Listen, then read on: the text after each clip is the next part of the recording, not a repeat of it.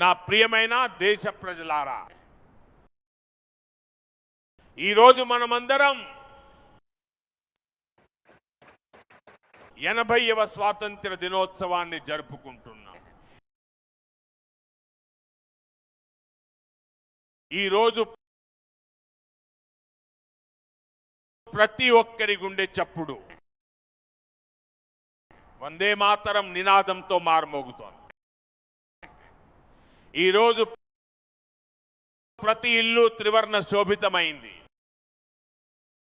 ప్రతి మనసు త్రివర్ణమయమైంది. దేశం ఉత్సాహం మరియు ఉల్లాసంతో కొత్త సంకల్పాలను తీసుకుంటూ నేడు ముందుకు సాగుతోంది. మీ అందరికీ స్వాతంత్ర దినోత్సవ హృదయపూర్వక శుభాకాంక్షలు.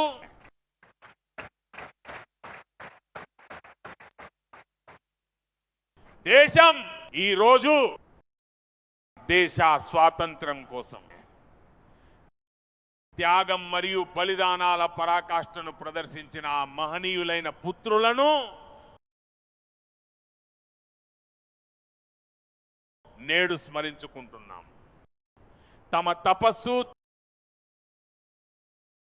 త్యాగం మరియు బలిదానాలతో స్వాతంత్రమే ఏకైక లక్ష్యంగా తమ పూర్తి జీవితాన్ని ధారపోశారు. పూజ్య బాపూజీతో సహా స్వాతంత్ర్య సమరయోధులందరికీ మరియు బలిదానాల గొప్ప పరంపరను మేల్కొల్పిన మహోన్నత విప్లవకారులందరికీ ఈరోజు నేను భక్తి శ్రద్ధలతో నమస్కరిస్తున్నాను.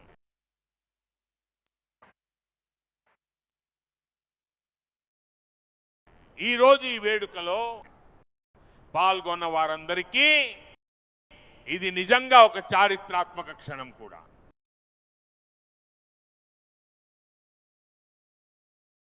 స్వాతంత్రం వచ్చిన తర్వాత ఆగస్టు 15వ తేదీన ఎర్రకోటపై మొదటిసారిగా వందే మాతరం మారుమోగుతోంది.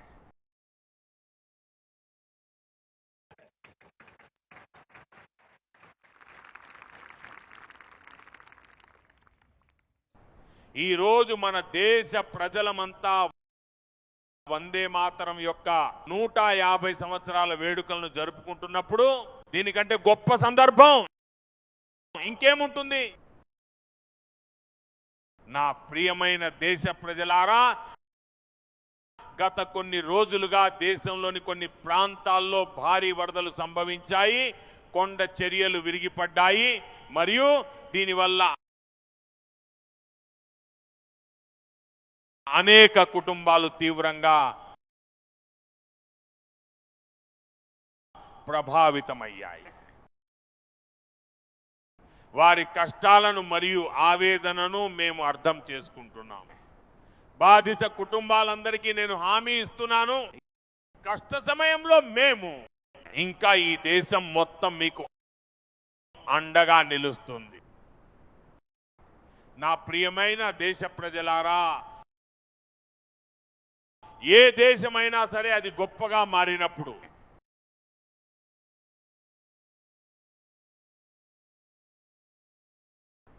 తన లక్ష్యాలను చేరుకున్నప్పుడు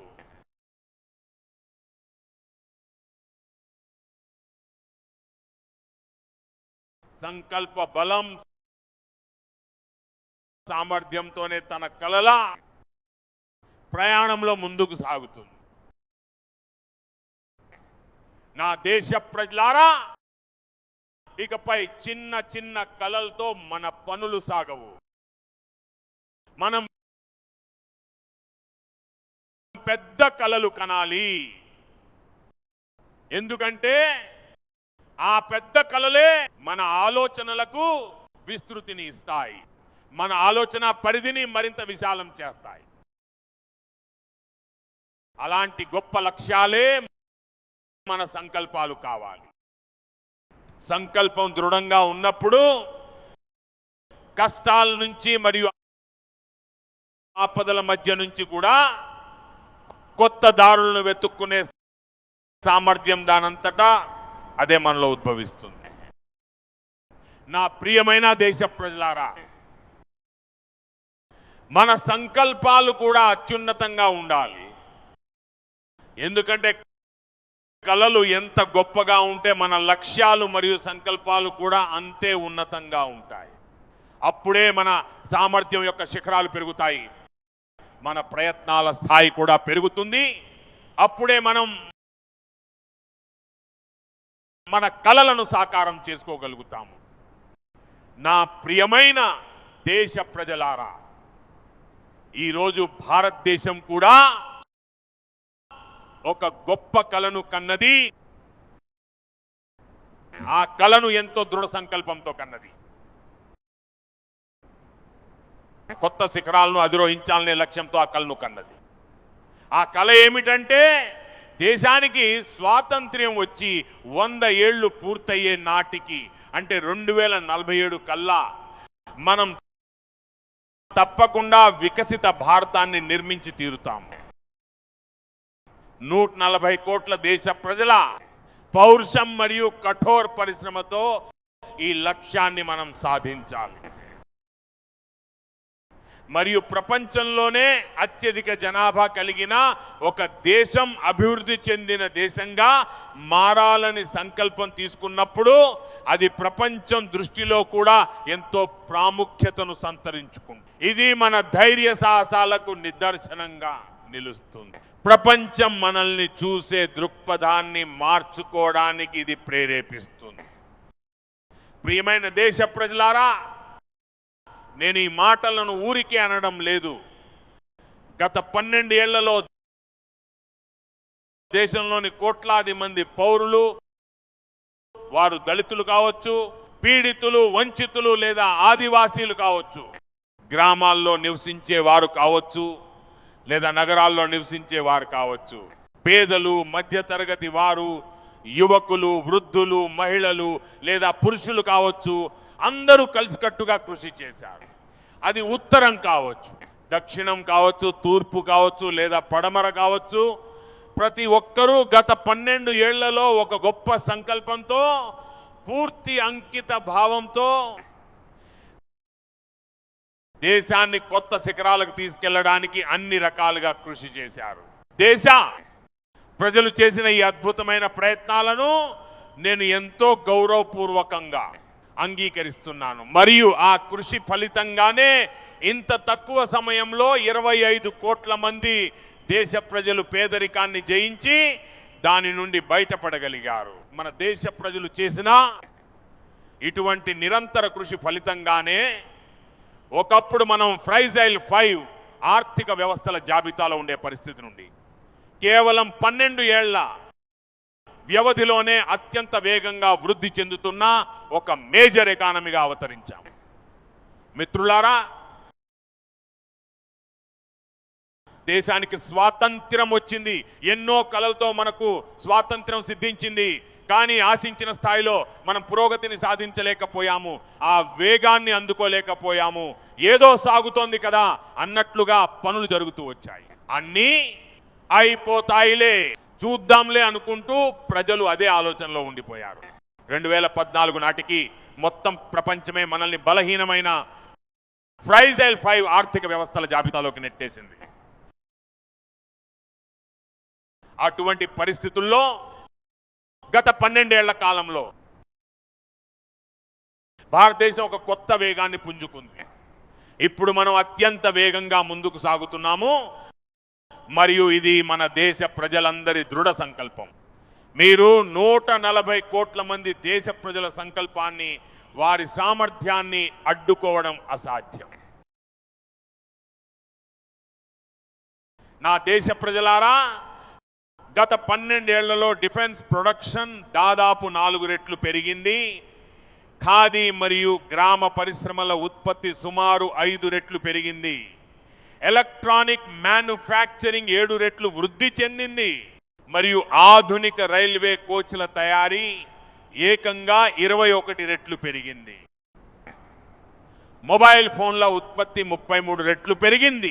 అంతేకాకుండా ఆధునిక యుగానికి అనుగుణంగా డిజిటల్ మరియు ఇన్నోవేషన్ రంగాల్లో కూడా మనం మన జెండాను ఎగురవేశాము. ఇంటర్నెట్ వినియోగదారులు, ఇంటర్నెట్ కన్జ్యూమర్లు దాదాపు 4 రెట్లు పెరిగారు. పేటెంట్ గ్రాంట్ అయ్యే సంఖ్య కూడా 4 రెట్లు పెరిగింది. డిజిటల్ లావాదేవీలు ఏకంగా 100 రెట్లు వృద్ధి చెందాయి. సాధారణ ప్రజలకు అవసరమైన సౌకర్యాలను కల్పించే దిశగా కూడా మేమంతే గంభీరంగా చిత్తశుద్ధితో పనిచేశాము. ప్రతి ఏటా సగటున 15 రెట్లు ఎక్కువ వేగంతో మేము ఇంటింటికి నల్లా కనెక్షన్లు ఇచ్చాము.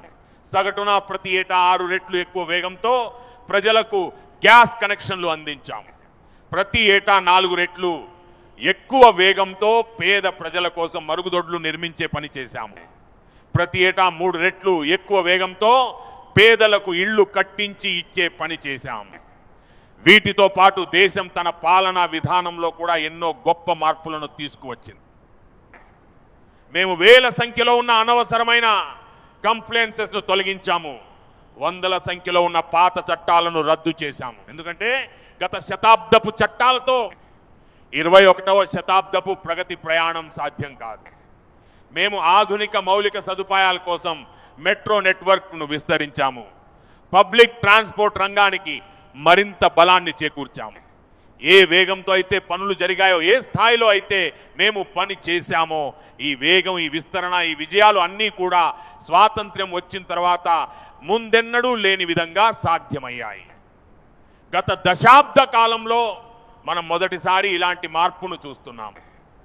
మన ముందు ఇన్ని విజయాలు ఉన్నప్పుడు, అభివృద్ధిలో ఇంతటి వేగం కనిపిస్తున్నప్పుడు, దేశ ప్రజల సామర్థ్యం ప్రతిక్షణం స్పష్టంగా వ్యక్తమవుతున్నప్పుడు 2047 నాటికి వికసిత భారతాన్ని నిర్మించాలనే సంకల్పం ఎప్పటికీ అసంపూర్ణంగా మిగిలిపోదు. ఈ గణాంకాలన్నీ కూడా మనం నిరంతరం ముందుకు సాగుతున్నామనడానికి సజీవ సాక్ష్యాలుగా నిలుస్తున్నాయి. నా ప్రియమైన దేశ ప్రజలారా, కానీ ఆ లక్ష్యాన్ని చేరుకోవడానికి మనకు ఆత్మవిశ్వాసం అవసరం, ఆత్మగౌరవం అవసరం. మరియు వీటితో పాటు ఆత్మనిర్భర్ భారత్ కావడం కూడా చాలా ముఖ్యం. అందువల్లనే గత కొన్నేళ్లుగా భారతదేశం ఇకపై ఇతర దేశాలపై ఆధారపడి జీవించకూడదనేది మా దృఢమైన నమ్మకం, మా నిశ్చయం. మనం తప్పనిసరిగా ఆత్మనిర్భర్ భారత్గా ఎదగాలి. ప్రపంచంలో ప్రతిదీ దొరుకుతుంది, చౌకగా దొరుకుతుంది, మరియు త్వరగా కూడా లభించవచ్చు. కానీ దానివల్ల మన సొంత సామర్థ్యం మాత్రం వృద్ధి చెందదు. అంతేకాకుండా మన సామర్థ్యానికి ఎటువంటి పరీక్ష కూడా ఎదురు కాదు. అందుకే మనం కూడా మన స్వయం సామర్థ్యాలను పెంపొందించుకోవాలి. మన ప్రయోజనాలను కాపాడుకునే బాధ్యతను మనమే స్వయంగా స్వీకరించాలి. అందువల్లనే ఆత్మనిర్భర్ భారత్ సంకల్పాన్ని అత్యంత దృఢమైన నిశ్చయంతో ముందుకు తీసుకెళ్తున్నాం. మేక్ ఇన్ ఇండియా, స్వదేశీ, వోకల్ ఫర్ లోకల్ వంటి అంశాలతో నేడు ప్రతి భారతీయుడు మమేకమవుతున్నాడు. నా ప్రియమైన దేశ ప్రజలారా, దీనికి సంబంధించి నేను మీకు సెమీ కండక్టర్ రంగాన్ని ఒక ఉదాహరణగా చెబుతాను. దేశానికి స్వాతంత్ర్యం వచ్చిన తర్వాత అప్పటికే ప్రపంచవ్యాప్తంగా సెమీ కండక్టర్ల గురించి చర్చ మొదలైపోయింది. గతంలో మన దగ్గర కూడా చర్చలు జరిగేవి, కానీ సెమీ కండక్టర్ రంగానికి సంబంధించి ఎటువంటి పెద్ద ప్రణాళికను మనం ముందుకు తీసుకెళ్లలేకపోయాము. మరి ప్రస్తుత పరిస్థితి ఏమిటి? నేటి డిజిటల్ ప్రపంచంలో, నేటి ఆధునిక సాంకేతిక పరిజ్ఞానంలో చిప్స్ యొక్క ప్రాముఖ్యతను మనం అర్థం చేసుకుంటున్నాము. ఏదైనా ఎలక్ట్రానిక్ వస్తువులైనా, మన మెడికల్ ఎక్విప్మెంట్ అయినా, లేదా మన రవాణా మార్గాలైనా సరే, నేడు ప్రతి ఒక్క దానిలో చిప్స్ వాడకం అనివార్యంగా మారిపోయింది. ప్రస్తుతం ఈ చిప్ లేకుండా ప్రపంచమే ఆగిపోయే పరిస్థితి ఏర్పడింది. అందుకే భారతదేశం ఆత్మనిర్భరత దిశగా అడుగులు వేస్తూ మన సొంత సెమీకండక్టర్ ప్లాంట్లను, అతి పెద్ద సెమీకండక్టర్ ప్లాంట్లను ఏర్పాటు చేస్తోంది. ఇప్పటికే 3 సెమీకండక్టర్ ప్లాంట్లు ప్రారంభమయ్యాయి. అక్కడ జరుగుతున్న ఉత్పత్తి ఇప్పటికే ఎగుమతి అవ్వడం కూడా మొదలైందని నాకు సమాచారం అందింది. మరియు నేను నా దేశ ప్రజలకు చెప్పాలనుకుంటున్నాను, రాబోయే 7-8 ఏళ్లలో మరో 5, 7 లేదా 8 సెమీకండక్టర్ ప్లాంట్లు చాలా త్వరలోనే ప్రారంభం కాబోతున్నాయి. ఆత్మనిర్భర్ భారత్ అనేది మనల్ని వికసిత భారత్ దిశగా నడిపించే ఒక మహామార్గం వంటిది. నా ప్రియమైన దేశ ప్రజలారా, అదే విధంగా ఇప్పుడు క్రిటికల్ మినరల్స్ గురించి కూడా చర్చ జరుగుతోంది. నేటి మొత్తం టెక్నాలజీ ఈ క్రిటికల్ మినరల్స్ పైన ఆధారపడి ఉంది. అందుకే భారతదేశం ఈ విషయంలో కూడా తనను తాను సురక్షితం చేసుకోవడంలో నిమగ్నమై ఉంది. మనం ఈ క్రిటికల్ మినరల్స్ యొక్క లక్ష్యాన్ని అందరితో పంచుకోవాలి. మనం నేషనల్ క్రిటికల్ మినరల్స్ పథకాన్ని ప్రారంభించాము. మరియు వేదిక్ సదస్సులో క్రిటికల్ మినరల్స్ కారిడార్ గురించి కూడా ప్రకటించాము. దీనికి సంబంధించి పలు దేశాలతో ఒప్పందాలు జరుగుతున్నాయి. ఇప్పుడు ప్రపంచంలోని అనేక దేశాలు ఈ క్రిటికల్ మైనింగ్ విషయంలో భారతదేశంపై నమ్మకం ఉంచుతున్నాయి. నా ప్రియమైన దేశ ప్రజలారా, సెమీ కండక్టర్లు మరియు క్రిటికల్ మినరల్స్ మాదిరిగానే నేడు మనం మరియు ఈ ప్రపంచం ఏ సాంకేతికత దిశగానైతే పయనిస్తున్నామో అందులో మనం స్వయం సమృద్ధి సాధించడమే మన లక్ష్యం. అందులో శక్తి లేదా ఎనర్జీ యొక్క ప్రాముఖ్యత రోజు రోజుకు పెరుగుతూనే ఉంది. ఇప్పుడు ఎనర్జీ లేకుండా ఈ నవ ప్రపంచాన్ని నడపడం చాలా కష్టం. అందువల్ల అది చిప్స్ అయినా, ఏఐ అయినా లేదా డేటా సెంటర్లు అయినా సరే మనకు చాలా భారీ మొత్తంలో విద్యుత్ అవసరమవుతుంది. ఎనర్జీ సెక్యూరిటీ అనేది మన ప్రస్తుత కాలపు అవసరం. అందుకే మనం ఇప్పటికే ఆ దిశలో ఒకదాని తర్వాత ఒకటిగా ఎంతో బలమైన అడుగులు వేశాము. శక్తి భద్రత లేదా ఎనర్జీ సెక్యూరిటీని సాధించడానికి అణుశక్తి ఒక ప్రధాన మాధ్యమంగా ఉంది. న్యూక్లియర్ ఎనర్జీ ద్వారా మనం ఈ లక్ష్యాన్ని చేరుకోగలం. మనం పార్లమెంట్లో ఈ రంగానికి సంబంధించి శాంతియుత ప్రయోజనాల చట్టాన్ని ఆమోదించి ఒక కొత్త దిశలో ముందుకు సాగే మార్గాన్ని సుగమం చేసుకున్నాం. 2047 నాటికి మనం 100 గిగావాట్ల న్యూక్లియర్ పవర్ ఉత్పత్తి చేయాలనే లక్ష్యంతో ముందుకు వెళ్తున్నాం.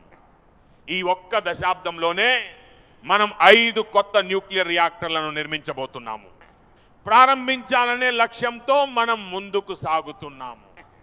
ఈ ఏడాది భారతదేశం ఫాస్ట్ బ్రీడర్ న్యూక్లియర్ టెక్నాలజీలో విశేషమైన నైపుణ్యాన్ని సాధించి ఒక కీలకమైన మైలురాయిని దాటింది. దీని కారణంగా అణు ఇంధన రంగంలో మనం స్వయం సమృద్ధిని సాధించే దిశగా ఎంతో గొప్ప విజయం వైపు అడుగు వేశాము.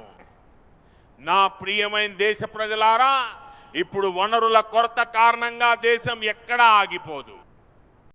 అయితే ఏదైనా పని ఆగిపోవడానికి అసలైన కారణం మన ఆలోచన పరిమితులే అవుతాయి. ఎప్పుడైతే మన ఆలోచనలు సంకుచితమై ఆ పరిమితుల్లోనే కొట్టుమిటాడుతుంటాయో అప్పుడు మనం మన స్వంత సామర్థ్యాన్ని కూడా గుర్తించలేకపోతాము. మన దేశం ముడి చమురు అవసరాల కోసం ఇతర దేశాలపై ఆధారపడాల్సి వస్తోంది. ఇది కేవలం మన గతంలోని తప్పుడు ఆలోచన విధానం వల్లే జరిగింది. మీరు ఇది వింటే ఆశ్చర్యపోతారు. అటువంటి ఆలోచన ధోరణి కారణంగానే మనం మన సముద్ర తీరంలో దాదాపు 99% భాగాన్ని నోగో ఏరియాగా ప్రకటించి ఉంచాం. మనమే సముద్రం లోపలికి వెళ్లి ఎక్స్ప్లోరేషన్ చేయకూడదని నిర్ణయించుకున్నాము. ఇది నిజంగా ఒక రకమైన ఆలోచన దారిద్ర్యమే. అందుకే ఇలా ఇక ఏమాత్రం సాగడానికి వీల్లేదని మేము నిర్ణయించుకున్నాము. గతంలో దాదాపు 99% మేర ఏవైతే నో గో ఏరియాలుగా ఉండేవో వాటన్నింటినీ మేము ఇప్పుడు గో అహెడ్ ఏరియాలుగా మార్చి అందరికీ అందుబాటులోకి తీసుకొచ్చాము. ఇప్పుడు మనం సముద్ర గర్భంలో కూడా ఎక్స్ప్లోరేషన్ చేస్తూ ఇంధనానికి సంబంధించిన కొత్త నిల్వలను కనుగొనే దిశగా ఎంతో చురుకుగా అడుగులు వేస్తున్నాము. తగిన ప్రయత్నాలు చేస్తున్నాము. మనం గత ఏడాది అదే దిశలో ఒక కీలకమైన అడుగు వేస్తూ ప్రతిష్టాత్మకమైన సముద్ర మంథన్ పథకాన్ని ప్రకటించాము. గత కొన్ని రోజులుగా మేము ఈ పని కోసం దాదాపు 85,000 కోట్ల రూపాయలను కేటాయించి ఈ పనుల వేగాన్ని మరింత పెంచాలని నిర్ణయించాము. నా ప్రియమైన దేశ ప్రజలారా, శక్తి భద్రత లేదా ఎనర్జీ సెక్యూరిటీ గురించి నేను చెప్పినట్లుగా మనం ప్రత్యామ్నాయ ఇంధన వనరుల వైపు కూడా మన పూర్తి శక్తిని కేంద్రీకరించడం చాలా అవసరం. అందువల్ల ఇంధనం లేదా శక్తి యొక్క సరైన వినియోగాన్ని పెంపొందిస్తూ భారతదేశం నేడు ఇదే దిశలో ఎంతో వేగంగా అడుగులు వేస్తోంది. 2014 కంటే ముందు, అంటే నేటి నుండి సరిగ్గా 12 ఏళ్ల క్రితం మన దేశంలో కేవలం 70 నగరాల్లో మాత్రమే పైపుల ద్వారా గ్యాస్ సరఫరా చేసే వ్యవస్థ ఉండేది.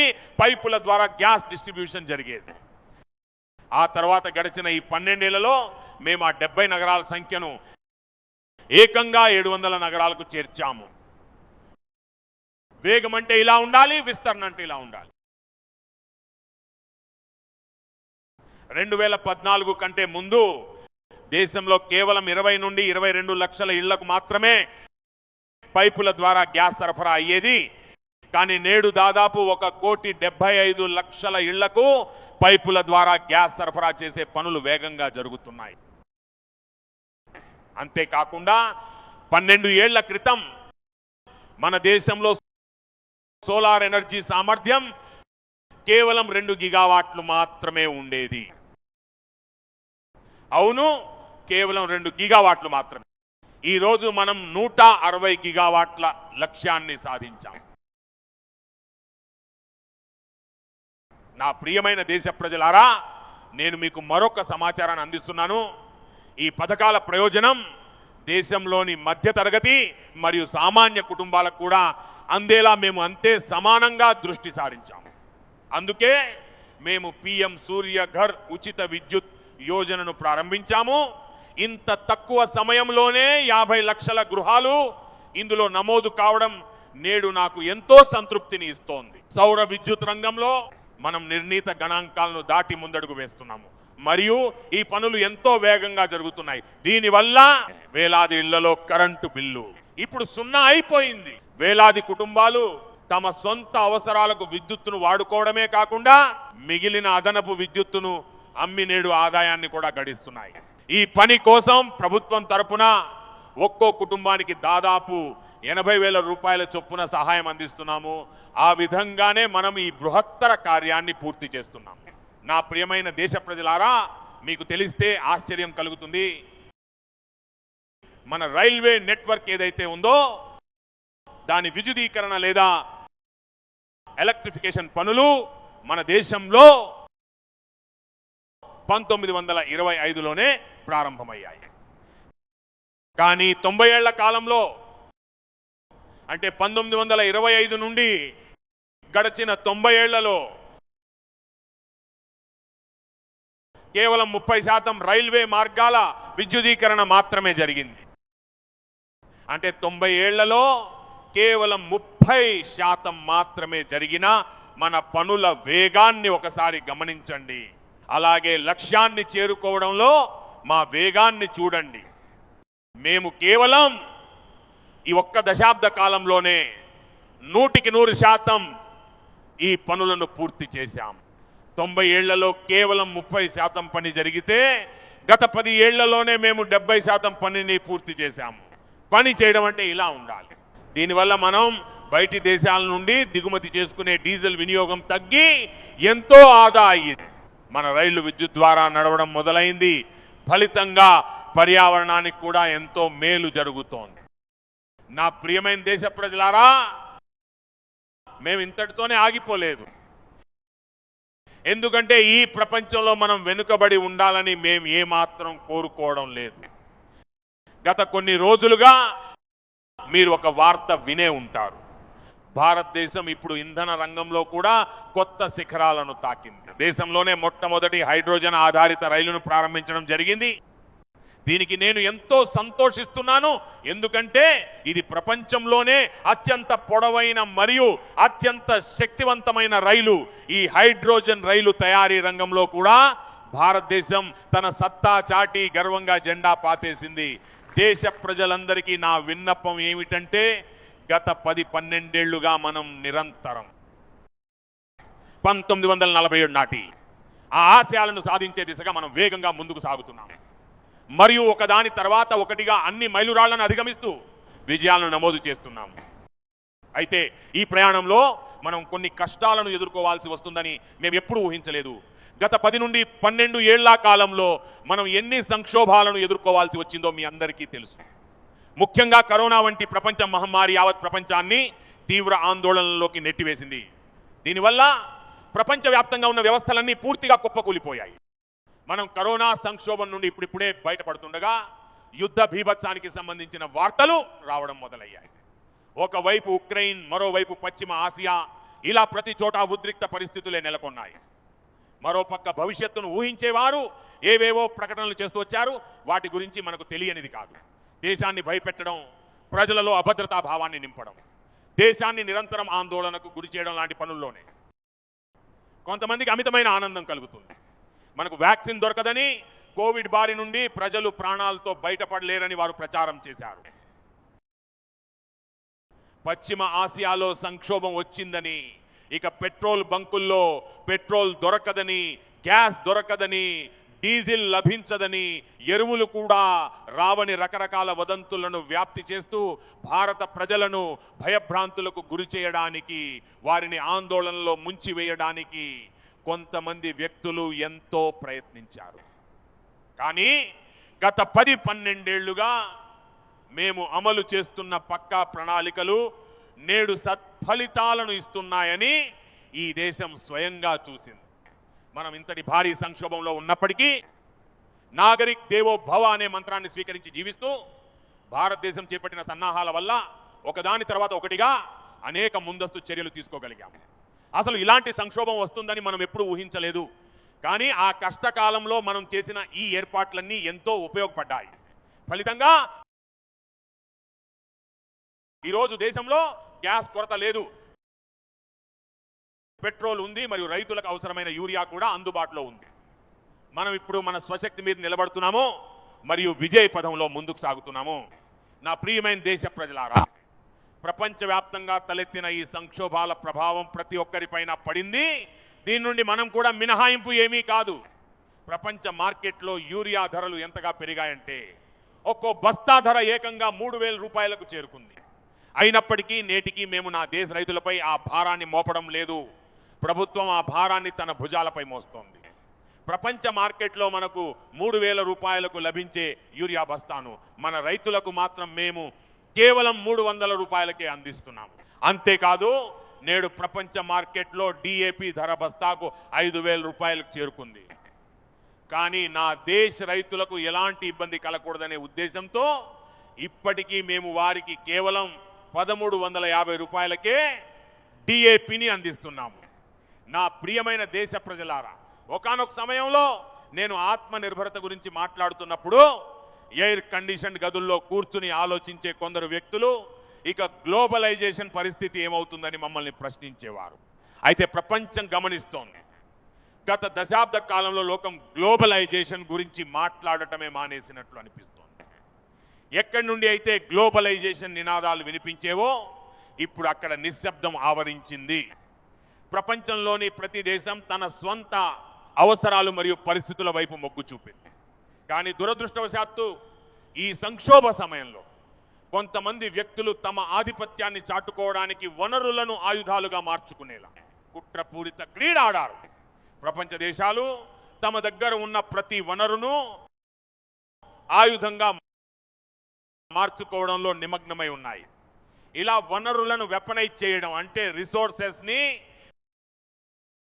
ఆయుధాలుగా మార్చుకోవడం పెరిగిపోయింది.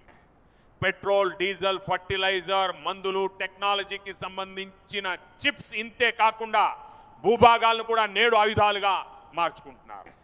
ఒకవేళ మనం 10 ఏళ్ల క్రితమే ఆత్మనిర్భరత అనే మంత్రాన్ని స్వీకరించి సరైన దిశలో పయనించి ఉండకపోతే ఇలాంటి సవాళ్లను మనం ఇంత ధీటుగా ఎలా ఎదుర్కొనే వాళ్ళమో ఒకసారి ఊహించుకోండి. మరియు ఈ దిశగా మా సన్నద్ధత నిరంతరం పెరుగుతూనే ఉంది. నా ప్రియమైన దేశ ప్రజలారా, మరోవైపు నేడు భారతదేశ ప్రతిష్ట ప్రపంచవ్యాప్తంగా ఎంతో వేగంగా పెరుగుతోంది. ఈనాడు భారతదేశం ప్రపంచం దృష్టిలో ఒక ఆమోదయోగ్యమైన మరియు గౌరవనీయమైన దేశంగా ఎదుగుతోంది. భారతదేశం వద్ద స్థిరమైన పొలిటికల్ మ్యాండేట్ ఉంది. ఇక్కడ స్థిరమైన ప్రభుత్వం ఉంది. భారతదేశం ఒక వైబ్రెంట్ ప్రజాస్వామ్యాన్ని కలిగి ఉంది. మరియు ఇక్కడ పటిష్టమైన న్యాయ వ్యవస్థ ఉంది. మనందరికీ దిశానిర్దేశం చేసేది భారత రాజ్యాంగం. ఇప్పుడు ప్రపంచం మన సామర్థ్యాలను గుర్తించడం ప్రారంభించింది. అందుకే 2014 తర్వాత ప్రపంచంలోని దాదాపు 40 దేశాలతో మన FTA ఒప్పందం కుదురుతోంది. ఇప్పుడు చూడండి ఎంతటి గొప్ప అవకాశం వచ్చిందో. నిజానికి ఈ ట్రేడ్ అగ్రిమెంట్స్ అనేవి ఒక అద్భుతమైన అవకాశం. అందుకే ప్రత్యేకంగా నేను మన MSMEలకు చెప్పదలుచుకున్నాను, మనం ఈ అవకాశాన్ని వదులుకోకూడదు. మనం ప్రపంచానికి చేరుకోవాలి. భారతదేశ ఉత్పత్తికి చెందిన ప్రతి వస్తువు ప్రపంచ మార్కెట్కు చేరాలి. అది మన టెక్స్టైల్ కావచ్చు, మన మెషినరీ కావచ్చు, లేదా మందులు కావచ్చు. మనం ఏ అవకాశాన్ని వదులుకోకూడదు. అయితే అంతర్జాతీయ ప్రమాణాలు ఏవైతే ఉన్నాయో ఆ పారామీటర్లను మనం దాటాల్సి ఉంటుంది. ప్రపంచం నుండి మనకు లభించే వాటికంటే మెరుగైనవి మనం అందించాలి. ప్రపంచంలో లభించే వస్తువుల కంటే తక్కువ ధరకే మనం ఇవ్వాల్సి ఉంటుంది. పంజాబ్లోని లూధియానా నుండి మొదలుకొని తమిళనాడులోని తిరుప్పూర్ వరకు మన టెక్స్టైల్ రంగం ప్రపంచవ్యాప్తంగా విస్తరించగలదు. ఇంతేకాకుండా కేరళ నుండి గుజరాత్ వరకు మరియు తమిళనాడు నుండి బెంగాల్ వరకు విస్తరించి ఉన్న మన సముద్ర తీరం, అక్కడ నివసించే మన మత్స్యకార సోదర సోదరీమణులు నేడు ఈ FTA ఒప్పందాల కారణంగా మన శ్రింప్ అంటే రొయ్యల ఎగుమతులకు ఎంతో గొప్ప అవకాశం ఏర్పడింది. మన సీ ఫుడ్ కు కూడా ప్రపంచ మార్కెట్లలో తన స్థానాన్ని బలోపేతం చేసుకునే అద్భుతమైన అవకాశం ఉంది. ఈ నేపథ్యంలో నేను కోరుకునేది ఏమిటంటే, మనం ఈ సానుకూల పరిస్థితులను ఉపయోగించుకుంటూ మనం ముందుకు సాగుతూ ఈ లక్ష్యాలను సాధించడానికి మరియు సవాళ్లను అధిగమించడానికి నిరంతరం కృషి చేయాలి. ప్రియమైన దేశ ప్రజలారా, నేను మీ ముందుంచిన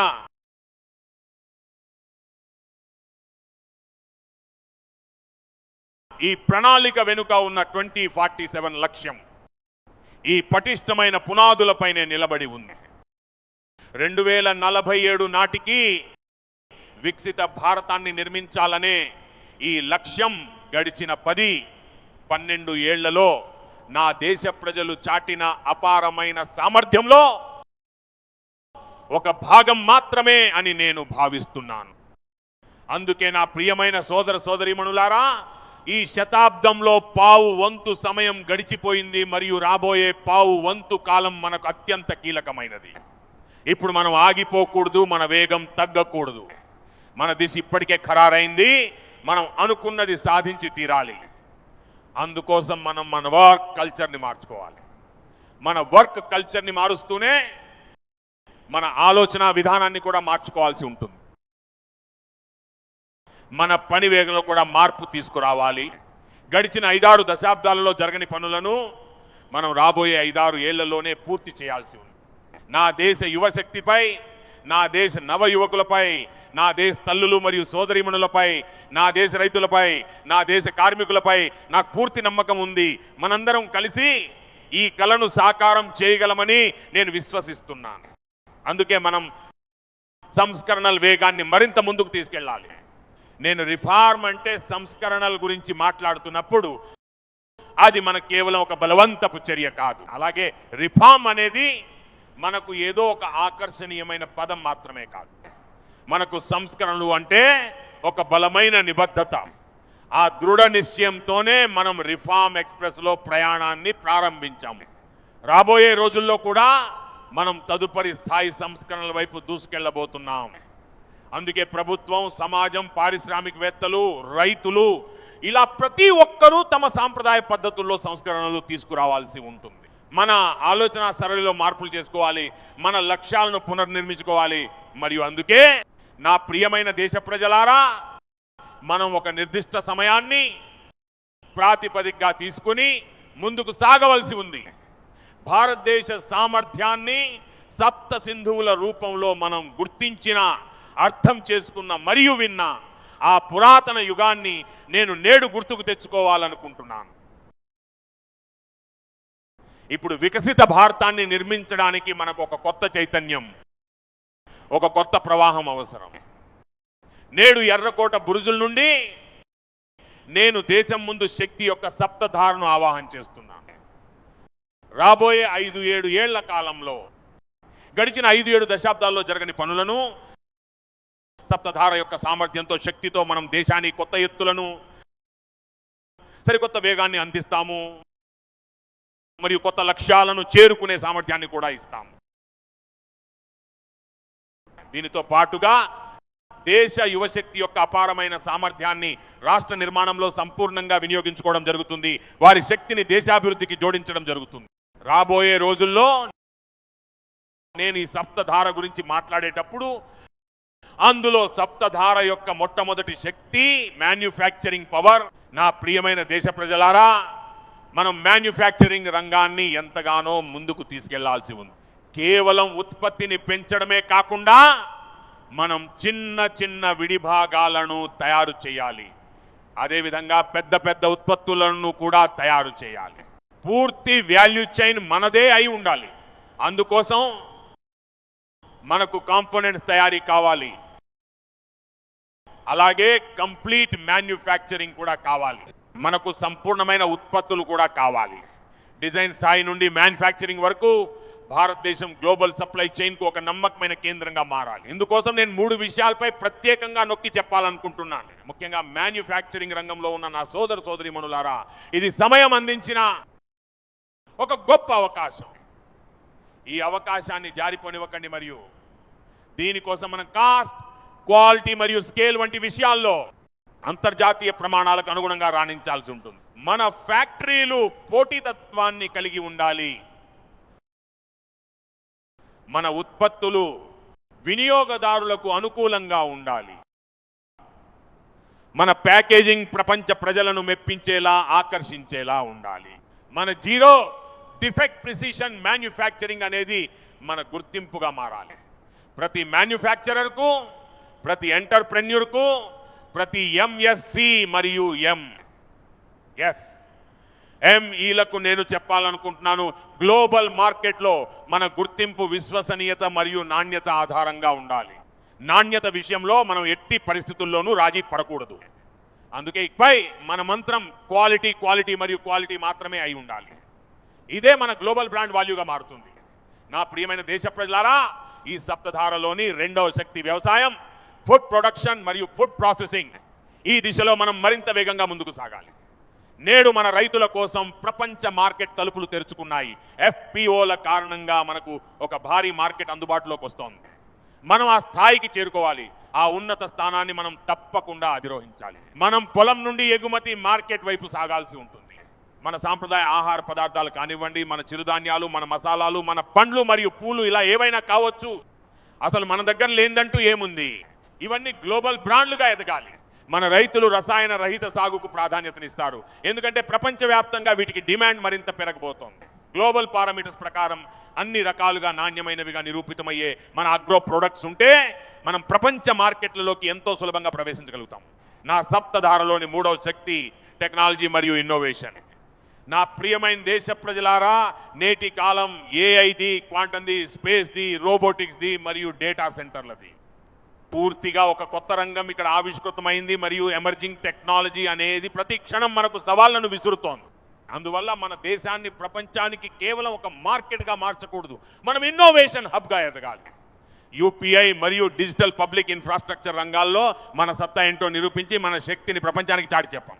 ఇప్పుడు భారతదేశం తన డిజిటల్ పబ్లిక్ టెక్నాలజీని ప్రపంచంలోని నలుమూలలకు చేరవేయాలి. నెక్స్ట్ జనరేషన్ కమ్యూనికేషన్ టెక్నాలజీలో భారతదేశం ప్రపంచానికి నాయకత్వం వహించాలి. మేడ్ ఇన్ ఇండియా 6G దేశంలోని ప్రతి మూలకు చేరుకోవాలి. ఇదే మన లక్ష్యం కావాలి. మరియు మనం దీనిపై మరింత వేగంగా పని చేయాలి. ఇందుకోసం మన ప్రయత్నాల్లో ఏమాత్రం లోటు ఉండకూడదు.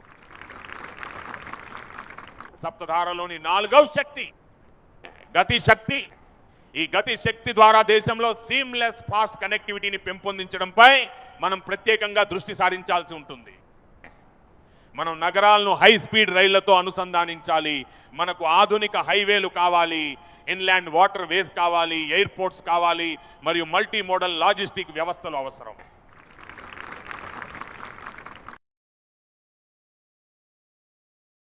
రేవులంటే కేవలం వస్తువులను ఎగుమతి మరియు దిగుమతి చేసే ప్రదేశాలు మాత్రమే కాదు. ప్రపంచంలోని ఓడ్లు వచ్చి అక్కడ లంగరు వేసే స్థాయికి పరిమితం కాకూడదు. మన రేవులను పోర్ట్ లెడ్ డెవలప్మెంట్ గ్రోత్ దిశగా మనం మరింత ముందుకు తీసుకువెళ్లాల్సి ఉంటుంది. ఇక ఈ సప్తధారలోని మన 5వ శక్తి రక్షా శక్తి. అసలు రక్షణ శక్తి యొక్క ప్రాముఖ్యత అనేది అన్ని రకాలుగాను ఎంతో కీలకమైనది. నా ప్రియమైన దేశ ప్రజలారా, డిఫెన్స్ రంగంలో స్వయం సమృద్ధి సాధించడం ఎంత అవసరమో ఇప్పుడు భారతదేశం గ్రహించింది. ప్రపంచం కూడా ఆ విషయాన్ని గుర్తించింది. దీనికి మరే ఇతర ప్రత్యామ్నాయం లేదు. భారతదేశం ఇక ఎంత మాత్రం ప్రపంచానికి కేవలం ఒక మార్కెట్లా మిగిలిపోకూడదు. మనం డిఫెన్స్ రంగంలో ఖచ్చితంగా ఆత్మనిర్భరత సాధించాలి. వచ్చే తరానికి సరిపడా డిఫెన్స్ టెక్నాలజీని అభివృద్ధి చేయడం ద్వారా ప్రపంచ దేశాలకు రక్షణ పరికరాలను సరఫరా చేసే గ్లోబల్ సప్లయర్ స్థాయికి ఎదగాలన్న లక్ష్యంతో మనం ముందుకు సాగాలి. మనం డ్రోన్ మరియు కౌంటర్ డ్రోన్ వ్యవస్థలను అభివృద్ధి చేయాలి. మరియు హైపర్సోనిక్ డిఫెన్స్ టెక్నాలజీస్ విషయంలో మనం ప్రపంచ నాయకత్వాన్ని చేపట్టాలి. అదేవిధంగా నేడు ప్రతి ఇంటికి సమస్యగా మారుతున్న సైబర్ భద్రత కూడా ఒక రక్షణ రంగమే. ఇందులో మన యువతకున్న సామర్థ్యాన్ని దేశం కోసం మరియు ప్రపంచం కోసం మనం ఉపయోగించుకోవచ్చు. ఇక మన సప్తధారలోని 6వ శక్తి గ్రీన్ ఎకానమీ మరియు బ్లూ ఎకానమీ. ఇవి గ్రీన్ జాబ్స్ ను కూడా సృష్టిస్తాయి. మనకు గ్రీన్ హైడ్రోజన్,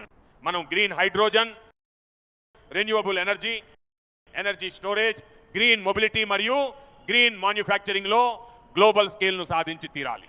ప్రపంచమంతా గ్లోబల్ వార్మింగ్ గురించి చర్చించుకుంటున్న తరుణంలో మనం ఆ సమస్యలకు పరిష్కార మార్గాలను అన్వేషిస్తున్నాము. మనం సమస్యలకు పరిష్కారాలను అందిస్తున్నాము. మరియు భారతదేశం నేడు ఒక బృహత్తరమైన గ్రీన్ మూవ్మెంట్ సామర్థ్యాన్ని తన వెంట తీసుకుని సాగుతోంది. అంతేకాకుండా బ్లూ ఎకానమీ విషయంలో కూడా భారతదేశం ముందు ఎంతో పెద్ద అవకాశం ఉంది. మనకెంతో సుదీర్ఘమైన తీర ప్రాంతం ఉంది. బ్లూ ఎకానమీ విషయంలో మనకు అపారమైన అవకాశాలు ఉన్నాయి. ఫిషరీస్, కోస్టల్ టూరిజం, టెక్నాలజీ, ఇలా ఎన్నో రంగాల్లో మనం ముందుకు సాగవచ్చు.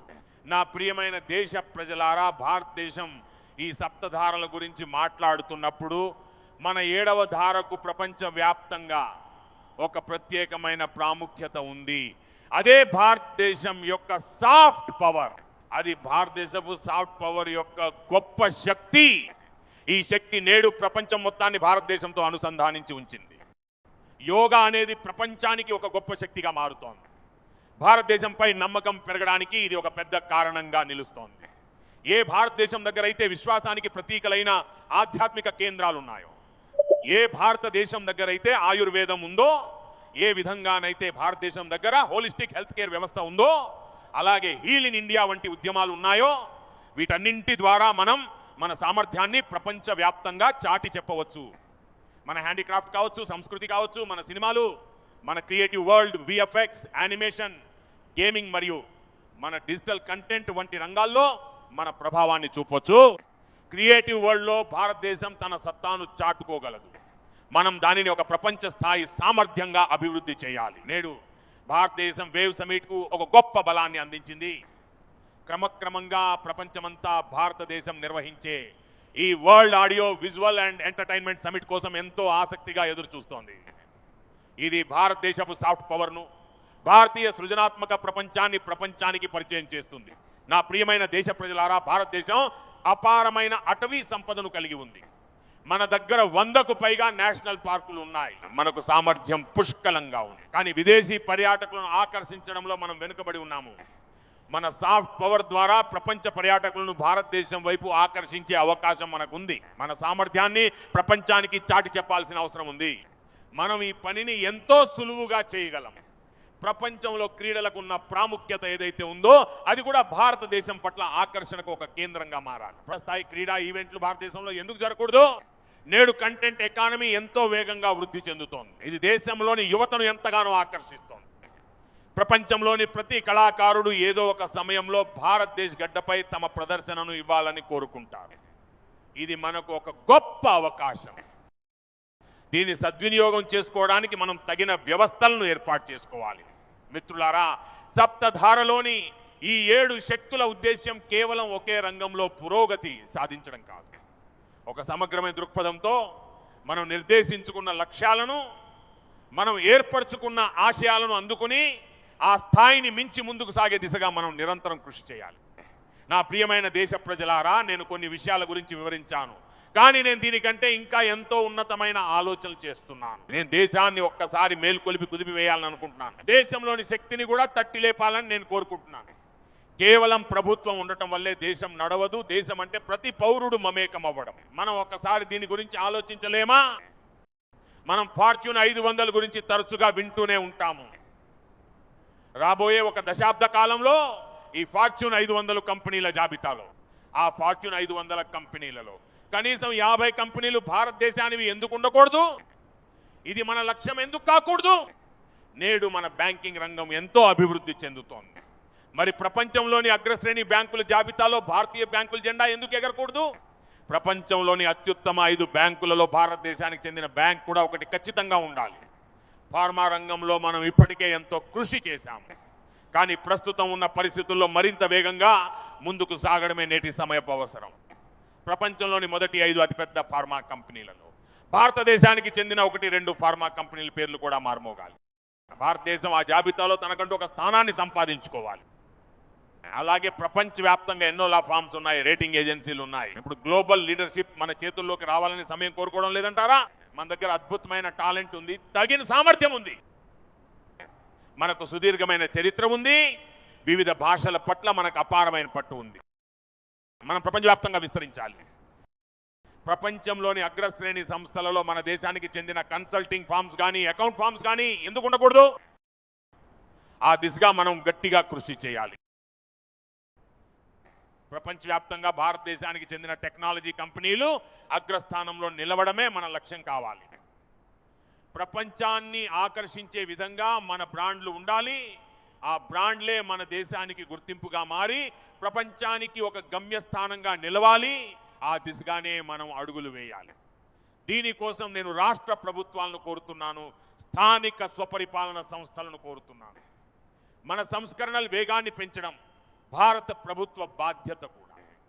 2047 నాటి మన లక్ష్యాలకు అనుగుణంగా మన వ్యవస్థలను మనం మరింతగా అభివృద్ధి చేసుకోవాలి. గత కాలపు పాత విధానాలతో మనం ఇక ముందుకు సాగలేము. మన భవిష్యత్తు కలలకు అనుగుణంగా మన నియమ నిబంధనలను మనం రూపొందించుకోవాలి. మరియు వీటిని గనుక మనం సరిగ్గా అర్థం చేసుకుంటే నాకు పూర్తి నమ్మకం ఉంది. నేను మన దేశ ప్రజలందరికీ హామీ ఇస్తున్నాను, ఇదే మార్గంలో మన కష్టంలో ఏమాత్రం లోటు లేకుండా శ్రమిస్తూ మనం అభివృద్ధి చెందిన భారతదేశం అనే కళని తప్పక సాకారం చేసుకుందాం. మనమందరం కలిసికట్టుగా ముందుకు నడవాలి. అది కేంద్ర ప్రభుత్వం కావచ్చు, రాష్ట్ర ప్రభుత్వం కావచ్చు, లేదా పరిశ్రమలు కావచ్చు. మనమందరం కలిసి అభివృద్ధి దిశగా అడుగులు వేయాలి. మనం సంస్కరణలను నిరంతరం చేస్తూనే ఉండాలి. ఈ సంస్కరణల ప్రక్రియను మనం ఇంకా ముందుకు తీసుకెళ్ళాలి. నేను గతంలో కూడా చెప్పినట్లుగా మనం ఈ సంస్కరణలను ఏదో బలవంతం మీద చేయడం లేదు, సంపూర్ణ నిబద్ధతతో చేస్తున్నాము మరియు మన లక్ష్యాన్ని చేరుకోవడానికే చేస్తున్నాము. నా ప్రియమైన దేశ ప్రజలారా, నేను వికసిత భారత్ గురించి మాట్లాడుతున్నప్పుడు దేశాన్ని అత్యంత వేగంగా అభివృద్ధి పదంలో ముందుకు నడిపించడం గురించి చర్చిస్తున్నప్పుడు దీనివల్ల లబ్ధి పొందే అసలైన లబ్ధిదారులు ఎవరు? మరియు ఈ ప్రయత్నాలన్నిటికీ అతి పెద్ద సాధకులు ఎవరు? ఒకవేళ ఈ ప్రయత్నాలకు సాధకులు ఎవరైనా ఉన్నారంటే అది నా దేశ్ యువతే. నా దేశ్ యువశక్తే ఈ విజయాలకు ఆధారం. వికసిత భారత్ ప్రయాణంలో యువత పాత్ర చాలా పెద్దది. అంతేకాకుండా వికసిత భారత్ ద్వారా అత్యధికంగా లబ్ధి పొందేది కూడా నా దేశ యువతే. అందువల్లే మనం వికసిత భారత్ లక్ష్యాన్ని యువతతో అనుసంధానిస్తూ ముందుకు సాగాలి. యువతే మన ప్రథమ ప్రాధాన్యతగా భావిస్తూ మనం ముందడుగు వేయాలి. మిత్రులారా, గత 10-12 ఏళ్లలో ఆ దిశగా ఎంతో కృషి జరిగింది. ఎన్నో మార్పులు చోటు చేసుకున్నాయి. స్టార్టప్ ఇండియా అభియాన్ ద్వారా నేడు దేశంలో 2.5 లక్షలకు పైగా రిజిస్టర్డ్ స్టార్టప్లు ఏర్పాటయ్యాయి. దేశంలోని యువత స్వయంగా పనులు చేసుకోవడమే కాకుండా మరెంతో మందికి ఉపాధిని కూడా కల్పిస్తున్నారు. భారత్ ప్రభుత్వం దీనికోసం 1,00,000 కోట్ల రూపాయల ఇన్నోవేషన్ ఫండ్ ప్రకటించింది. నేను దేశ యువతకు ఒకటే చెప్పాలనుకుంటున్నాను, మీరు మీ కలలతో ముందుకు రండి. మీకు వనరుల కొరత లేకుండా చూస్తాం. మీ ఆలోచనలకు, మీ మేధస్సుకు తగిన శక్తిని ఇచ్చేందుకు 1,00,000 కోట్ల రూపాయలతో మేము ఒక గొప్ప వ్యవస్థను ఏర్పాటు చేశాము. పరిశోధన రంగంలో కొత్త అవకాశాలు అందుబాటులోకి వచ్చాయి. డిజిటల్ ఇండియాలో లభిస్తున్న చౌకైన డేటా మా యువతను మరింత శక్తివంతం చేసింది. ప్రపంచంలోనే అత్యంత చౌకైన డేటా ఎక్కడైనా ఉందంటే అది కేవలం భారతదేశ గడ్డపైనే ఉంది. ఇది మన దేశ యువతకు ఒక సరికొత్త బలాన్ని చేకూర్చింది. నైపుణ్యాభివృద్ధి కోసం స్కిల్ ఇండియా అనే జాతీయ కార్యక్రమాన్ని మేము రూపొందించాం. స్పేస్ సెక్టార్ను మేము అందరికీ అందుబాటులోకి తీసుకువచ్చాం. నేషనల్ డ్రోన్ పాలసీని తయారు చేశాం. ఖేలో ఇండియా పాలసీని కూడా తీసుకువచ్చాం. గత 35 ఏళ్లుగా సరైన విద్యా విధానం లేకపోవడంతో మేము ఇప్పుడు సరికొత్త నేషనల్ ఎడ్యుకేషన్ పాలసీని అమలులోకి తీసుకువచ్చాం. దీనివల్ల మధ్యతరగతి కుటుంబాలకు ఎంతో మేలు జరిగింది. మిత్రులారా, 2004 నుండి 2014 మధ్య కాలాన్ని మనం గమనిస్తే ఆ సమయంలో మన దేశంలో 350 కంటే తక్కువ యూనివర్సిటీలు ఉండేవి. కానీ నేడు గత 10-12 ఏళ్ల కాలంలోనే సుమారు 650 కొత్త యూనివర్సిటీలు ఏర్పాటయ్యాయి. ఇప్పుడు మనం దాదాపు 1000 యూనివర్సిటీల సంఖ్యకు చేరుకుంటున్నాము. 2014 కంటే ముందు దేశంలో మెడికల్ సీట్లు కేవలం 400 మాత్రమే ఉండేవి.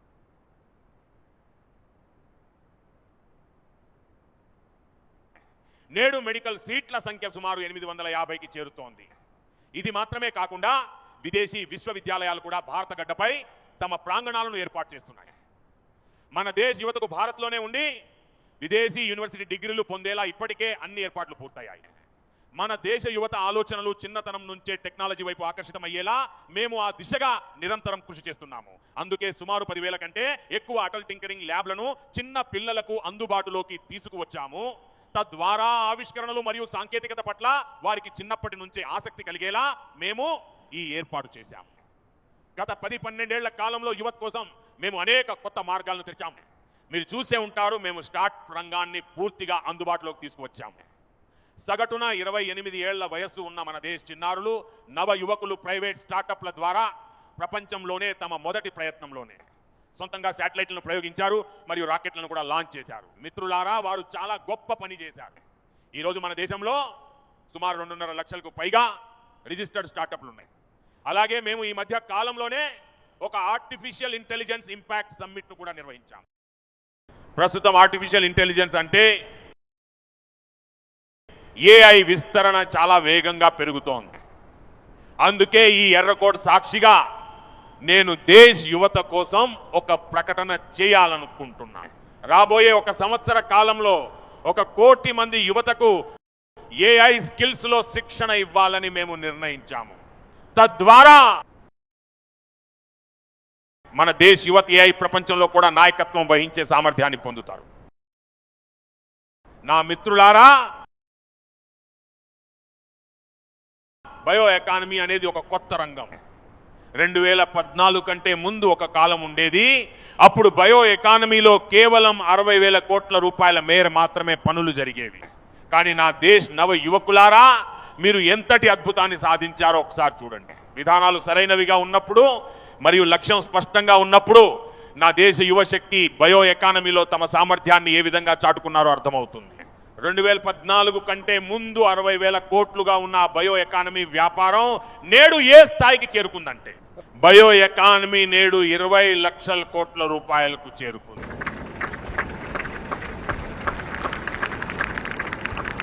ఒకసారి మనం 2009-10 కాలాన్ని గుర్తు చేసుకుంటే ఆ సమయంలో మన దేశంలో కేవలం 1,50,000 ఎలక్ట్రిక్ వాహనాలు మాత్రమే అమ్ముడయ్యేవి. 2009-10 మధ్య కాలంలో 1.5 లక్షల ఎలక్ట్రిక్ వాహనాలు మాత్రమే విక్రయించబడ్డాయి. కానీ ఈ 2025-26 నాటికి మన దేశంలో ఏకంగా 25 లక్షల ఎలక్ట్రిక్ వాహనాలు అమ్ముడయ్యాయి. నా ప్రియమైన దేశ ప్రజలారా, ఏవియేషన్ రంగం కూడా నా దేశ యువత కోసం ఎంతో వేగంగా అభివృద్ధి చెందుతోంది. కొత్త విమానాశ్రయాలు, కొత్త విమాన మార్గాలు నిరంతరం కొత్త ఉపాధి అవకాశాలను సృష్టిస్తున్నాయి. మెయింటెనెన్స్ మరియు ఓవర్ హాలింగ్ వంటి పనుల వల్ల కూడా దేశంలో పెద్ద ఎత్తున స్కిల్డ్ మ్యాన్ పవర్ కు పనులు లభిస్తున్నాయి. మేడ్ ఇన్ ఇండియా విమానాలను తయారు చేసే దిశలో కూడా మనం గొప్ప విజయాన్ని సాధించాము. Made in India defence transport aircraft C-295 ఇప్పటికే తన గగన విహారాన్ని ప్రారంభించింది, విజయవంతంగా గాల్లోకి ఎగిరింది. నా మిత్రులారా, దేశ్ యువత కోసం డ్రోన్ రంగం కూడా చాలా అద్భుతమైన కృషి చేసింది. గ్రామాల్లో డ్రోన్ల వినియోగం ద్వారా స్వామిత్వ యోజన కార్యక్రమం విజయవంతంగా కొనసాగుతోంది. దాదాపు 3.25 కోట్ల కుటుంబాలు ఈ స్వామిత్వ యోజన ద్వారా ప్రయోజనం పొందాయి. దీని కారణంగా సుమారు 140 లక్షల కోట్ల రూపాయల విలువైన ఆస్తులు అన్లాక్ అయ్యాయి. దీని ద్వారా ప్రజలు బ్యాంకుల నుండి సులభంగా లోన్లు పొందవచ్చు మరియు తమ సొంత వ్యాపారాలను కూడా ప్రారంభించుకోవచ్చు. నా ప్రియమైన దేశ ప్రజలారా, ప్రస్తుతం మన మధ్యతరగతి కుటుంబాల ముందు ఒక పెద్ద భారంగా మారిపోయింది ఏమిటంటే అది కోచింగ్ క్లాసుల మధ్య నెలకొన్న పోటీ. పిల్లలను కోచింగ్ క్లాసులకు పంపకపోతే తాము ఒక ప్రతిష్టాత్మక కుటుంబం కాదని ప్రతి తల్లిదండ్రులు భావిస్తున్నారు. ఈ పేద మరియు మధ్యతరగతి కుటుంబాల గురించి మనం ఆలోచిస్తూ వారి 1000 కోట్ల రూపాయల ఖర్చు ఏదైతే ఉందో దానిని ఆదా చేయాలన్నదే మా లక్ష్యం. దీనివల్ల పిల్లలు కూడా తమ కుటుంబం దగ్గరే ఉండి వారి పర్యవేక్షణలో పెరగలుగుతారు మరియు కుటుంబంపై ఆర్థిక భారం కూడా పడదు. అందుకే మేము యువత కోసం వివిధ పోటీ పరీక్షలకు సంబంధించి ఉచిత ఆన్లైన్ కోచింగ్ను అందించాలని నిర్ణయించాము. మన దగ్గర బలమైన డిజిటల్ పబ్లిక్ ఇన్ఫ్రాస్ట్రక్చర్ ఉంది, అద్భుతమైన టాలెంట్ ఉంది మరియు గొప్ప టీచర్స్ ఉన్నారు. ఆ వనరులన్నింటినీ ఏకం చేసి మేము దేశంలోని యువతకు అండగా నిలవబోతున్నాము. ఉచిత కోచింగ్ అందించడం కోసం మనం ఒక పెద్ద నెట్వర్క్ను నిర్మించబోతున్నాము. నా ప్రియమైన దేశ ప్రజలారా, ఈరోజు భారతదేశం క్రీడా ప్రపంచంలో తనకంటూ ఒక ప్రత్యేక స్థానాన్ని ఏర్పరచుకుంటోంది. ఇప్పుడు క్రీడల పోడియం మీద భారతదేశపు జాతీయ గీతం వినిపిస్తోంది, మన దేశపు గీతం ప్రతిధ్వనిస్తోంది మరియు మన భారత త్రివర్ణ పతాకం సగర్వంగా ఎగురుతూ అందరికీ కనిపిస్తోంది. మన జాబ్స్ పథకం ఎంతో గొప్ప విజయాన్ని సాధించింది. Khelo India games, university games, winter games, beach games, sports infrastructure, క్రీడలకు సంబంధించిన కోచింగ్, స్పోర్ట్స్ మెడిసిన్ మరియు క్రీడలకు అవసరమైన న్యూట్రిషన్ వంటి ఈ అన్ని విషయాలలో భారతదేశం ఇప్పుడు ప్రావీణ్యం సంపాదించే దిశగా వేగంగా ముందుకు సాగుతోంది. మన యువత కోసం ఇది ఒక సరికొత్త రంగం. ఒకవేళ వారు స్వయంగా క్రీడాకారులు కాలేకపోయినా క్రీడలకు సంబంధించిన సపోర్ట్ సిస్టంలో కూడా వారికి ఇప్పుడు ఒక పెద్ద ఉపాధి రంగం అందుబాటులోకి వస్తోంది. మొత్తంగా చూస్తే క్రీడా ప్రపంచంలో భారతదేశం తన ప్రదర్శనను నిరంతరం మెరుగుపరుచుకుంటూ ముందుకు సాగుతోంది. మనం 2036 ఒలింపిక్స్ కోసం ఒక బలమైన పోటీదారుగా ఎదిగి ముందుకు సాగుతున్నాం. అలాగే 2030లో కామన్వెల్త్ గేమ్స్ కు కూడా భారత్ ఆతిథ్యం ఇవ్వబోతోంది.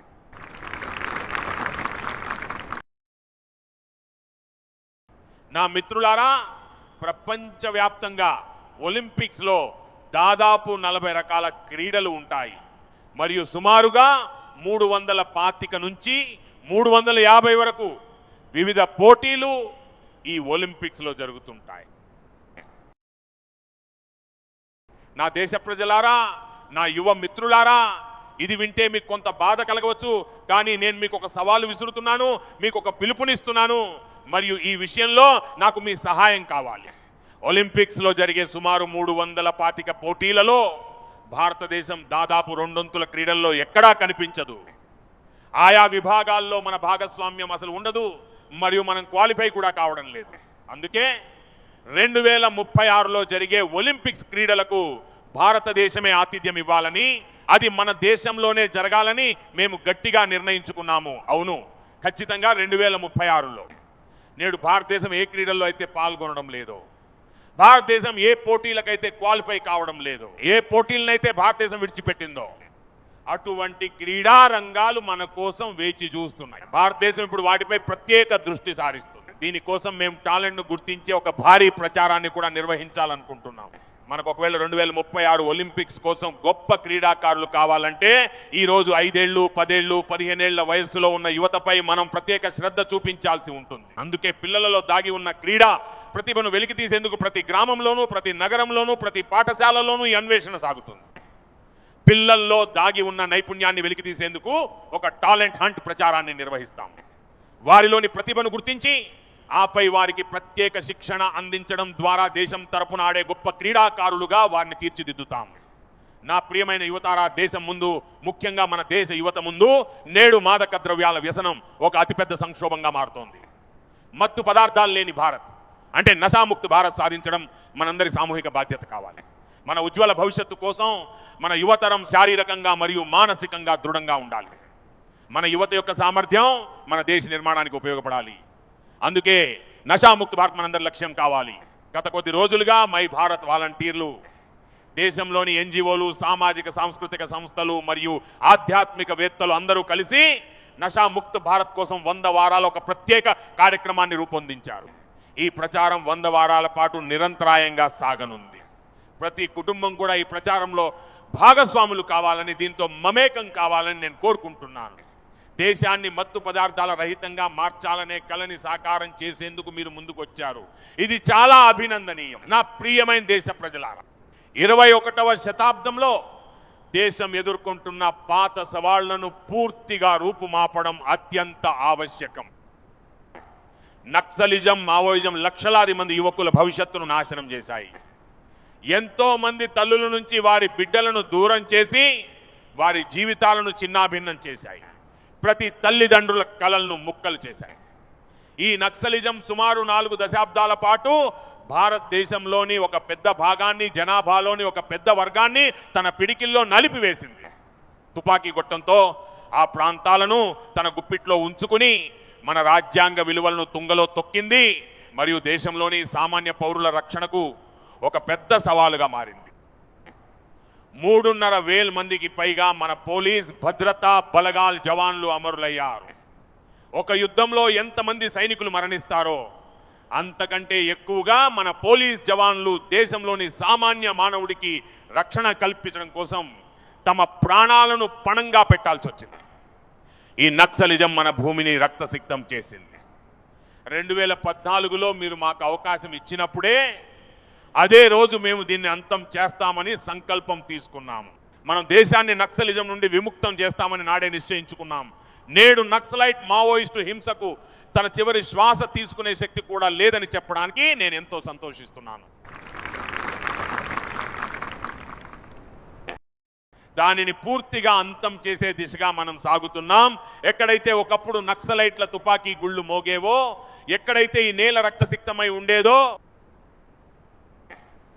నేడు అదే నక్సల్ ప్రభావిత ప్రాంతాల్లో, అవే పరిసరాల్లో నక్సలిజం నుండి విముక్తి లభించడం వల్ల నేడు అభివృద్ధి, విశ్వాసం మరియు ప్రయత్నాల త్రివర్ణ పతాకం సగర్వంగా రెపరెపలాడుతోంది. నా ప్రియమైన దేశ ప్రజలారా, ఈ సవాలును మనం తక్కువగా అంచనా వేయకూడదు. ఈ సవాలు పట్ల మనం మరింత అప్రమత్తంగా ఉండాల్సిన అవసరం ఉంది. ఎన్నో ఏళ్ల తరబడి దేశ అధికార వ్యవస్థలోని కీలక ప్రాంతాల్లో మావోయిస్టు భావజాలం ఉన్న వ్యక్తులు తమ స్థానాన్ని సుస్థిరం చేసుకుని కూర్చున్నారు. ప్రభుత్వ కమిటీలలో సలహాదారులుగా కూడా చేరారు. ఈ మావోయిస్టు ఆలోచన విధానమే మన విధానాలను తీవ్రంగా ప్రభావితం చేసింది. నా ప్రియమైన దేశ ప్రజలారా, ఆయుధాలు పట్టిన నక్సలైట్లను తుదముట్టించడంలోనూ, ఆ సంక్షోభం నుండి దేశాన్ని విముక్తం చేయడంలోనూ మనం ఘన విజయం సాధించాము. అయితే ఆయుధాలు పట్టిన నక్సలైట్లు అయితే వెళ్ళిపోయారు, కానీ ఈ మేధో నక్సలైట్లు మాత్రం ఇంకా పొంచి ఉన్నారు.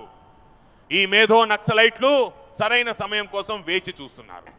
వారు హింస మరియు అరాచకత్వానికి దారి తీసే మార్గాలను అన్వేషిస్తున్నారు.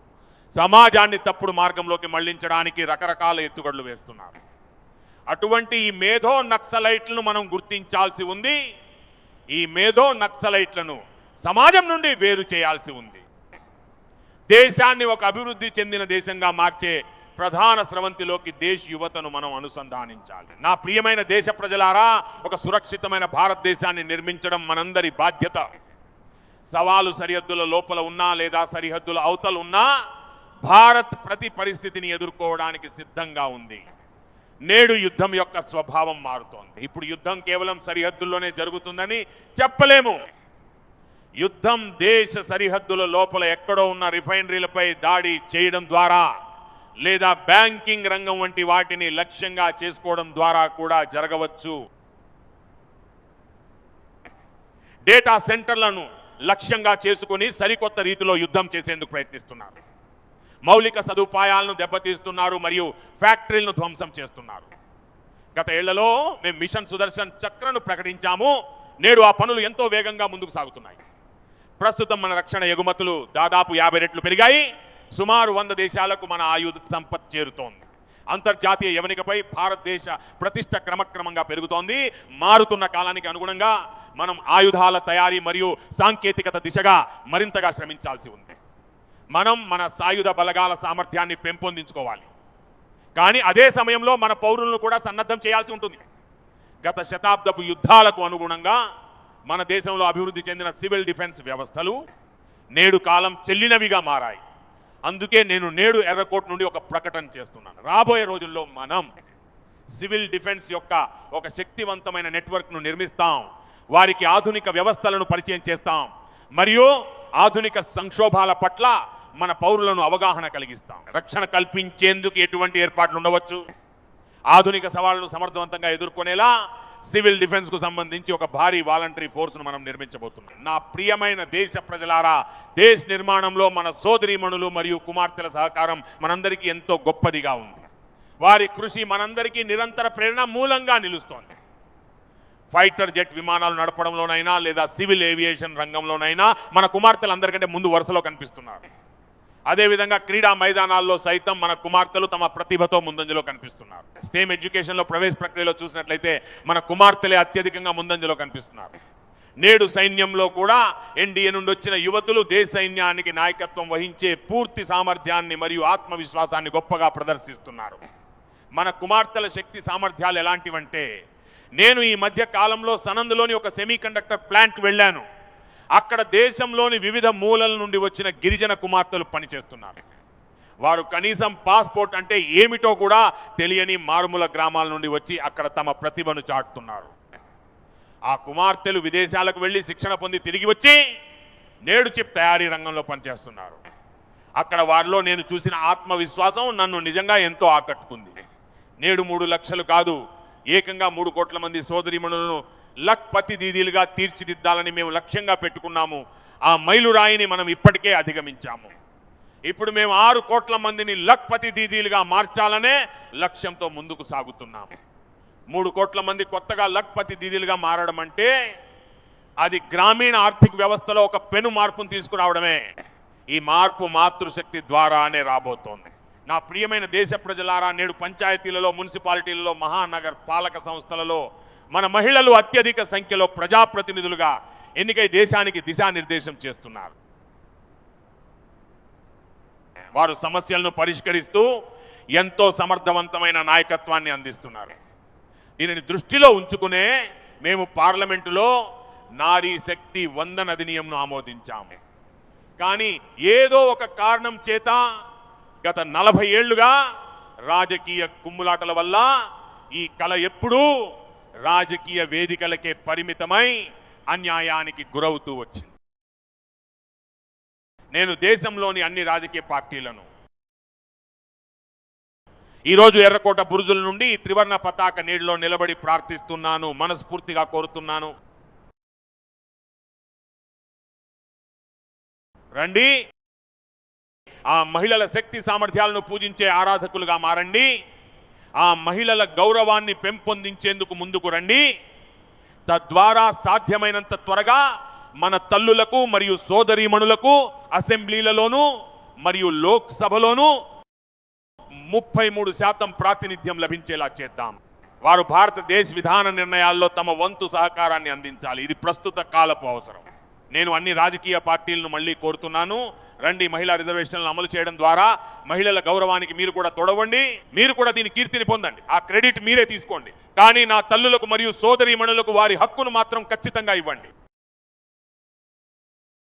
నా ప్రియమైన దేశ ప్రజలారా, అభివృద్ధి అనేది సమాజంలోని చిట్ట చివరి వ్యక్తికి చేరుకున్నప్పుడే వికసిత భారత్ సంకల్పం నెరవేరుతుంది. గడిచిన 2014వ సంవత్సరానికి ముందు కేవలం 25 కోట్ల మందికి మాత్రమే సామాజిక భద్రత అంటే సోషల్ సెక్యూరిటీ కవరేజీ అందుబాటులో ఉండేది. కేవలం 25 కోట్ల మందికి మాత్రమే ఆ భద్రత ఉండేది.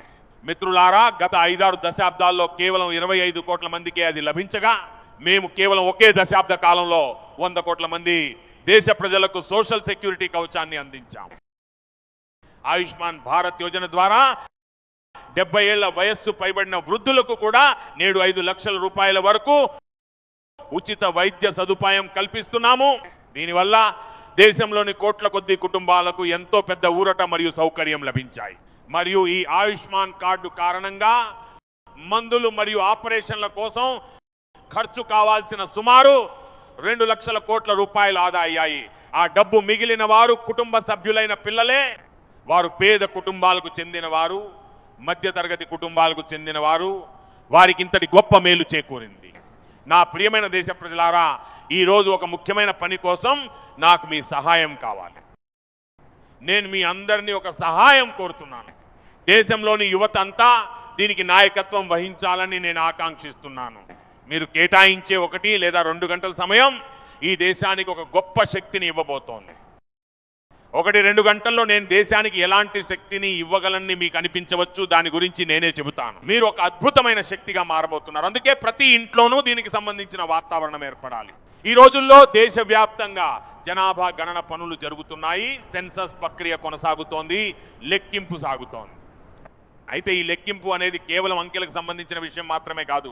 ఆ గణాంకాల్లోని సూక్ష్మాంశాల ఆధారంగానే దేశాభివృద్ధికి అవసరమైన విధానాలు రూపొందుతాయి, ప్రణాళికలు సిద్ధమవుతాయి. దేశం అభివృద్ధికి సంబంధించిన తన రూపరేఖలను సిద్ధం చేసుకుంటుంది. అందుకే దీనికోసం ఖచ్చితమైన సమాచారం ఉండటం చాలా అవసరం. కొన్నిసార్లు ప్రభుత్వం తరపున వచ్చే ప్రతినిధులు ఎంతటి తొందరలో ఉంటారంటే వారు స్పెల్లింగులను తప్పుగానో లేదా ఒక్కోసారి ఒక్కో రకంగానో రాస్తుంటారు. మరియు దీని కారణం వల్ల అంతిమ ఫలితాలు సరిగ్గా రావడంలో మాకు ఇబ్బందులు ఎదురవుతున్నాయి. ఇప్పుడు టెక్నాలజీ అందుబాటులోకి వచ్చింది కాబట్టి ఈసారి మీరు స్వయంగా జనాభా గణనలో మీ వివరాలను మీ మొబైల్ ఫోన్ ద్వారా నింపి సమర్పించవచ్చని నిర్ణయించాము. ఆ తర్వాత ప్రభుత్వ అధికారులు లేదా ప్రతినిధులు వచ్చి మీతో చర్చించి వివరాలు సేకరిస్తారు. కానీ మీరు మీ కుటుంబ సభ్యులందరూ కలిసి కూర్చుని మీ వివరాలను స్వయంగా నమోదు చేయవచ్చు. ఒకవేళ మీరు డిజిటల్ పద్ధతిలో మీరే స్వయంగా రిజిస్ట్రేషన్ చేసుకుంటే ప్రతి చిన్న విషయాన్ని జాగ్రత్తగా చూసుకోవచ్చు, స్పెల్లింగ్ తప్పులు లేకుండా మరియు ఇతర వివరాల్లో ఎలాంటి పొరపాట్లు దొరలకుండా చూసుకోవచ్చు. మీరు ఎంత ఖచ్చితమైన సమాచారాన్ని అందిస్తే దేశం ముందుకు సాగడానికి అది అంత గొప్పగా సహాయపడుతుంది. అందుకే నేను దేశ యువతకు పిలుపునిస్తున్నాను. మీరు మీ కుటుంబ సభ్యులందరినీ కూర్చోబెట్టుకుని ఈ ఫామ్ మొత్తాన్ని అర్థం చేసుకోండి. ముందుగా ఒక కాగితం మీద ఈ ఫామ్ను పూర్తి చేయండి. ఏదైనా తప్పు ఉంటే సరిదిద్దుకోండి, ఆపై సమర్పించండి. టెక్నాలజీని ఉపయోగించి వాటిని డిజిటల్ పద్ధతిలో అప్లోడ్ చేయండి. మీరు చూడండి, దీనివల్ల దేశం ఎంత పెద్ద పనిని పూర్తి చేయగలుగుతుందో. దీనివల్ల దేశం యొక్క సమయం మరియు శక్తి ఆదా అయ్యి సరైన పనుల కోసం ఉపయోగపడతాయి. అందుకే జనాభా గణన పనులలో చురుకుగా పాలు పంచుకోవాలని నా దేశ యువతను నేను కోరుతున్నాను. నా ప్రియమైన దేశ ప్రజలారా, నేను ఎర్రకోట నుండి పంచ ప్రాణాల గురించి ప్రసంగించాను. ఈ పంచ ప్రాణాలు దేశాన్ని తమ ఆత్మగౌరవం వైపు మరింత ముందుకు తీసుకెళ్లేలా చేస్తాయి. ఇది మనకు ఒక గొప్ప శక్తిని అందించింది. మనం బానిసత్వ మనస్తత్వాన్ని ప్రతి క్షణం రూపుమాపుతూనే ఉండాలి. నేతాజీ సుభాష్ చంద్రబోస్, బాబా సాహెబ్ అంబేద్కర్ మరియు పండిట్ నెహ్రూ ఏ భారతదేశం గురించి అయితే కలలు కన్నారో, సర్దార్ పటేల్, భగత్ సింగ్, సుఖ్దేవ్ మరియు రాజ్గురు వంటి వారు ఏదైతే ఆకాంక్షించారో, అలాగే డాక్టర్ శ్యామా ప్రసాద్ ముఖర్జీ, భగవాన్ బిర్సా ముండా మరియు జ్యోతిబా ఫూలే కన్న కలలను సాకారం చేయడానికి వారిందరి నుండి స్ఫూర్తి పొందుతూ మనం ముందుకు సాగాలి. రండి, ఈ సంకల్పాన్ని మనం మరోసారి పునరుద్ఘాటిద్దాం. మన వ్యక్తిగత ప్రయోజనాల కంటే దేశ ప్రయోజనాలే మిన్నగా ఉండాలి. స్వయం ప్రయోజనాల కంటే దేశ హితమే పరమావధిగా ఉండాలి. మరియు కర్తవ్య నిర్వహణే మన గుర్తింపు కావాలి. నేను నా దేశ ప్రజలందరికీ ఒకటే చెబుతున్నాను, ఈ సమయం మనది. నేను నా దేశ ప్రజలందరికీ చెబుతున్నాను, ఈ సమయం మనది, ఈ అవకాశం మనది, ఈ సంకల్పం కూడా మనదే. రండి, మన కలలను సంకల్పాలుగా మలుచుకుందాం, ఆ సంకల్పాలను సామర్థ్యాలుగా మార్చుకుందాం మరియు ఆ సామర్థ్యాన్ని విజయంగా మార్చి తీరుదాం. రండి, మనం వేసే ప్రతి అడుగును దేశ వికాసం వైపు వేసే అడుగుగా మలుచుకుందాం. అందరం అడుగులో అడుగు వేద్దాం, మనసులను కలుపుదాం, లక్ష్యంతో ముడిపడి ఉందాం. ఒక దీపం నుండి వేలాది దీపాలను వెలిగిద్దాం. రండి, అందరం కలిసి ఒక వికసిత భారతాన్ని నిర్మిద్దాం. ఇదే భావనతో ఈ మంగళకరమైన పర్వదినం సందర్భంగా మీ అందరికీ అనేక శుభాకాంక్షలు తెలియజేస్తున్నాను. నాతో కలిసి పలకండి. भारत माता की, भारत माता की, वंदे वंदे वंदे। बहुत बहुत धन्यवाद।